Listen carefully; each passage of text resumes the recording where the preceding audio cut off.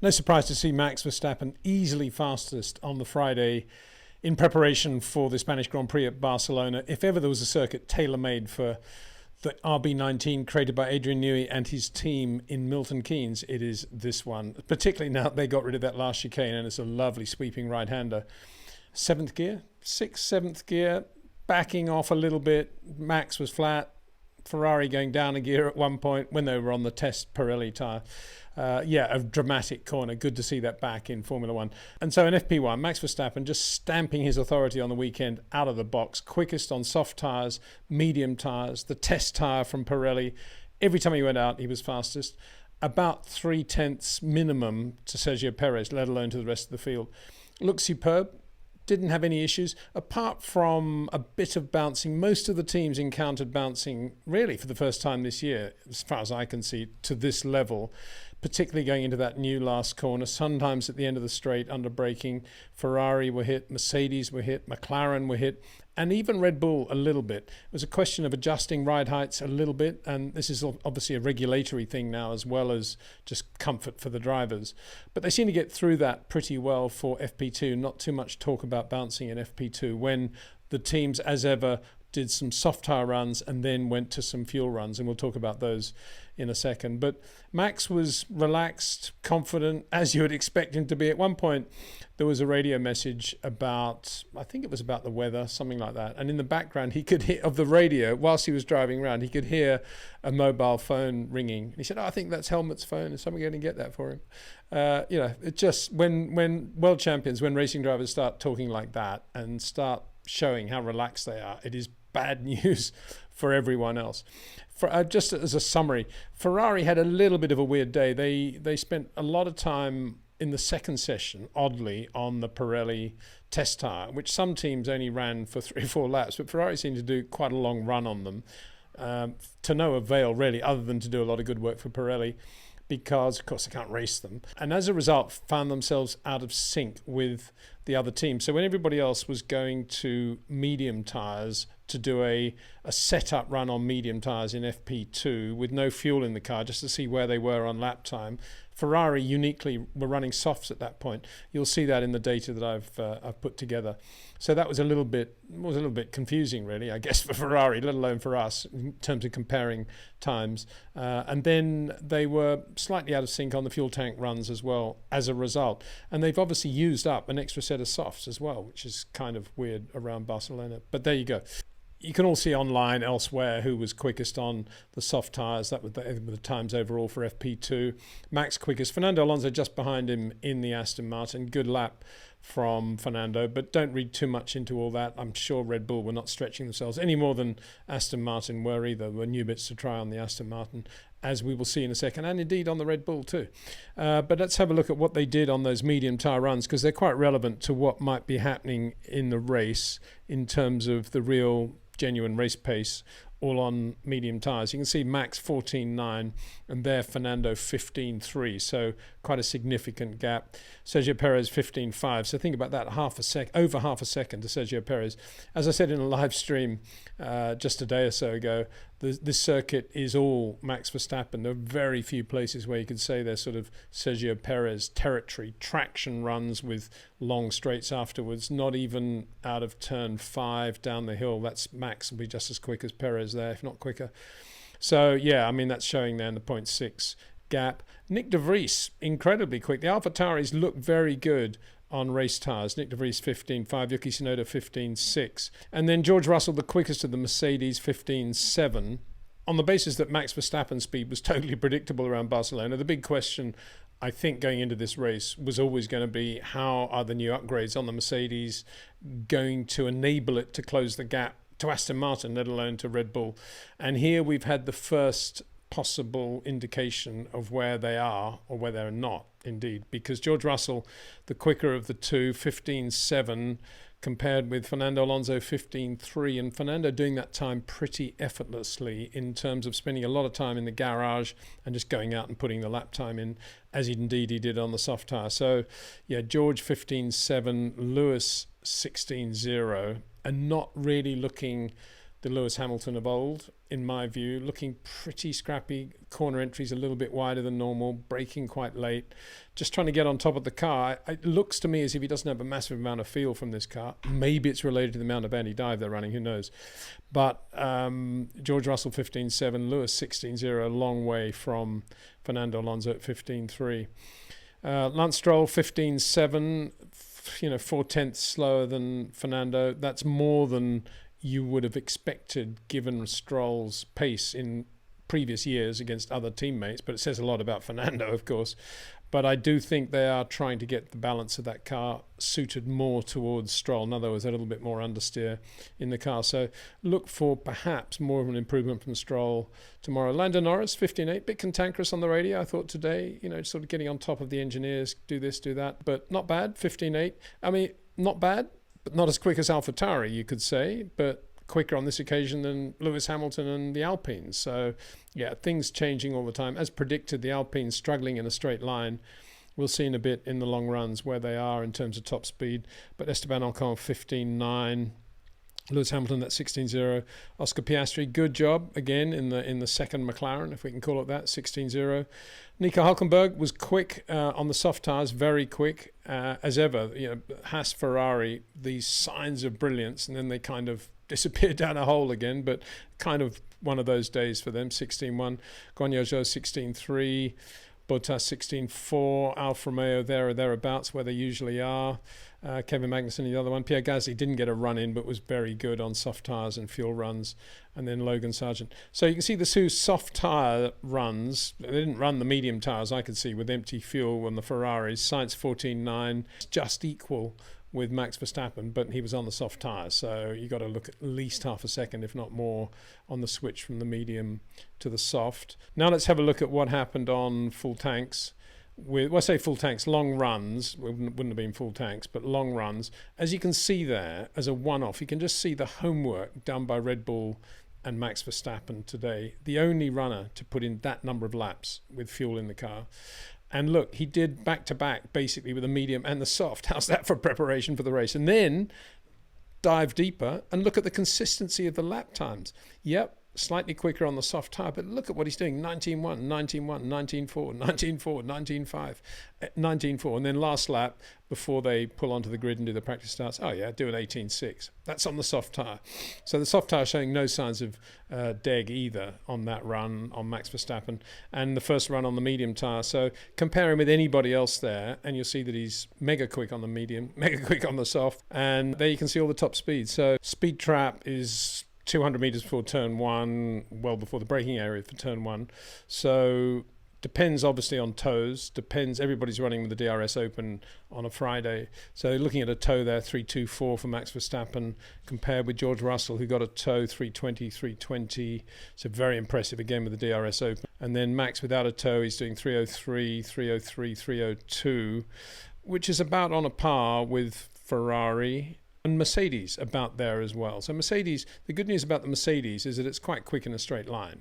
Not that it was particularly slow at the start of the 23 season anyway, but they don't seem to have lost any top speed. That's something. And hopefully they're gaining balance and grip, but the signs are that at the moment they're kind of going sideways. Also actually physically sideways too, by the look of it, sometimes with Lewis and George for that matter. Turn 10, he had a bit of a moment. He also had a skirmish with Oscar Piastri. He was catching Piastri quite quickly, and Piastri just stayed on line, and in the end George sort of understeered behind him and then went off into the runoff area, well, just onto the concrete. It wasn't a big deal, but he got pretty upset with him. First time I've heard anybody this year actually get upset with Oscar Piastri. He normally sort of keeps very low profile and stays out of the way, but on this occasion there's a bit of a drama going. It was like, who is that? Who's in that McLaren? Maybe he's hoping it was going to be Lando Norris, I don't know. And they said, it's Piastri. You can see Lewis there right at the end also ran mediums. Mercedes trying to split the options, doing a bit of homework there as well. And going quite well. I say, looking at the fuel time, not too bad on the mediums, 19.9. You could say is not a bad time. I mean, it's a long way away from 18.6, but it's comparable with George on the soft tyres, so you could say that. So from Lewis's point of view, not a bad ending to it, but he won't be very happy with where he is and where he's going, I don't think, at the moment. And Carlos Sainz, 19.5, 19.6, 19.8, Charles Leclerc, one in the three in the 19s, but everything Carlos is doing is in the 19s. So again, Carlos looking pretty much in the groove and doing a nice job, looking together, whereas Charles looking, he's got some of the short corners, a lovely change of direction out of 2 to 3 on a couple of laps, but a bit erratic in everything he's doing, not looking quite as settled as Charles. Well, he normally doesn't look that settled on a Friday. Let's hope he gets it together tomorrow. And Fernando, let's look at what Fernando did. 19.8, 20.1, 23.5. That was either traffic or just letting the tyres cool down. 21.0, 20.0, 30.1. Yeah, not very conclusive long run. Probably a function of just getting all the new bits on the car, about which we're going to be talking in a second, and getting them to perform well. So there, in a nutshell, that says everything you need to know really about today in Barcelona. Look at what the job Max Verstappen did. And it was a no sweat day for him as well, on top of all that. And look how quickly and efficiently he's reeling off those lap times. So really, really impressive. With Imola being cancelled and with Monaco being Monaco, not a great place to introduce any sort of upgrade, Mercedes accepted.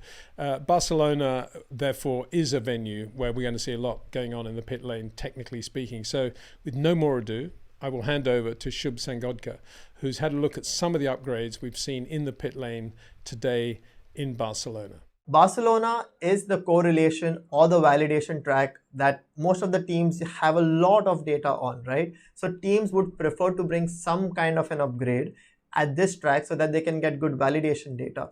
And rightly so, a lot of the teams have landed up bringing upgrades. Aston Martin have finally landed up going to the inboard loaded front wing concept from their outboard loaded concept. Well, the outboard loaded concept does give you bulk circulation, and that is what teams used to use before the 2022 rules kicked in. But what it does is you'll end up losing a lot of squish management and squish control. So the inboard loaded concept, which has been the trend of the grid, lands up being elliptically loaded, so it's much more aerodynamically efficient because of aerodynamic reasons that I don't want to get into. However, another thing it does is because it's slightly offloaded on the outboard side, it creates less inwash, which allows you to place your front wing tip vortex as close as possible to the tire contact patch, which then allows you to give better tire squish management and has lots of benefits. And these benefits really echo themselves when you land up going in yaw conditions. And similarly, you can also see end plate cutout, which is again used to add vorticity and create a little bit of outwash at the end of the end plate. And all these trickery has pretty much a single goal: to try and place your front wing tip vortex as close to the tire contact patch as possible, and especially in yaw conditions where this vortex tends to move inboard and moves away from the tire contact patch, or if it is slightly misplaced, it can actually do more harm than good. So it's all about controlling the position of the front wing tip vortex and its proximity and its strength, both proximity and strength, to the tire contact patch. Well, Checo Perez gave us a glimpse of the most awaited floor on the grid, that was the Red Bull floor. And some of the novel features on the Red Bull is a dual kick line. I mean, it has a kick line on the front of the floor and at the rear. Usually there's only one at the rear. And this is quite novel, and teams must have gone looking at this being like, what are they trying to do? And I don't want to sit down and pretend here that I know all of that, because I really don't. I'm trying to have my own theory and figure things out, and hopefully I'll come up with a new video on my channel, F1Aerodynamicist. But another novel feature that they had on the diffuser was that their diffuser doesn't have a single kick line, it has a dual kick line. And these are features that teams will look at and will go like, okay, that's quite novel, let's try that out. And you can see that for this race, Red Bull has come up with a slightly different diffuser design, which apparently from the document says is inspired from their competitors. So you can imagine that even Red Bull is taking inspiration from other teams and trying stuff out. So other teams definitely need to take inspiration from Red Bull to cover up the gap. Well, additionally, Red Bull also landed up getting a couple of updates in Barcelona. Yes, Red Bull is still getting updates. And what you can see is that they have a little bit of flick, like a gurney kind of an arrangement on the floor edge. And basically this is an addition, or this will be an evolution of their concept on the floor edge, where they're trying to create local suction and maximize the extraction from their front floor.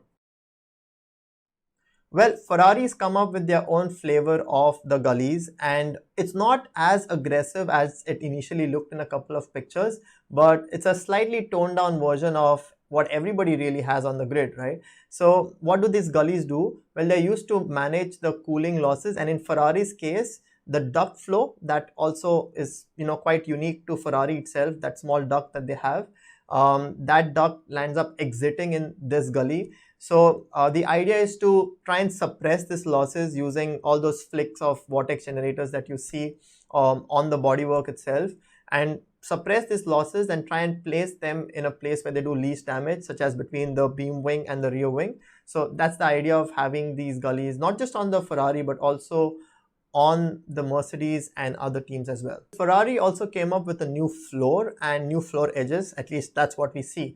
So when it comes to the outer strake, for example, they have two, like a zigzag shape on the outer strake. It's no longer just a continuous system, and these would create small vortices that would be used to create outwash onto the floor again, trying and promoting that whole outwash philosophy. And these are really important, especially in yaw, because in yaw, your front tire wake lands up seeping in on the inside half of the car, when we are actually looking at the inside half is what I mean. And what you want to do is you create this small vortex structures which also land up helping you to manage the lower tire wheel wake and to keep it away from being ingested into the floor, So moving down along slightly, you will see gurneys or flick ups on the floor edge, and these are again behave like gurneys. They create local load and they promote extraction from the front floor, which lands up improving the front floor load. But not only that, they also land up powering the vortex structures from the strake, which if managed well can give you a lot of floor performance. Thanks to Shub, who is a professional aerodynamicist and has been so for the last 5 years, been studying aeronautical engineering for 8 years, and was placed at Red Bull, worked on the 21 and 22 championship winning cars, so very impressive credentials, and great to have his input. Thank you very much indeed to Shub. Okay, well that's it for today. A big thanks to our partners on this channel, to Jetcraft and to pitbox.io, details of which you can find in the description below this video. And have a look also at the replay of the live stream we did yesterday. A lot of chat in the build up to the Spanish Grand Prix as well, and a bit more driver analysis. In the meantime, I'll be back with a qualifying analysis tomorrow. See you then.